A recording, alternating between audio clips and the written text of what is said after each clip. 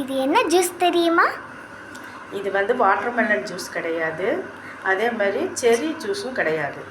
இது வந்து ஒரு ஜூஸ் தான், ஆனால் இது ஈஸியாக நம்ம வீட்டில் செய்யக்கூடிய ஒரு ஜூஸ். இது குழந்தைங்களுக்கு கொடுக்கலாம், நல்ல ஆரோக்கியமானது, சட்டுன்னு வேலையை முடிஞ்சிடும். என்ன ஜூஸ் தெரியுங்களா பாப்பா? நீ சொல்லு. தக்காளி ஜூஸ் கைஸ்.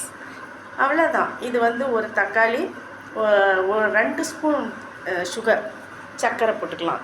அது போட்டு ஹனி 1 ஸ்பூன், அவ்வளோதான். மிக்சியில் போட்டு ஒரு அடி அடித்து நல்லா அடிச்சுட்டு ஃபில்ட்ரு பண்ணி கொடுத்துட வேண்டியது தான். ஈஸியாக முடிஞ்சிடும், ஒரே செகண்ட் வேலை தான்.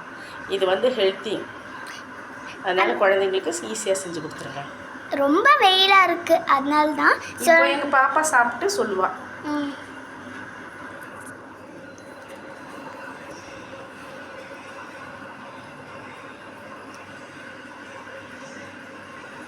நல்ல டேஸ்ட்டாக இருக்குது.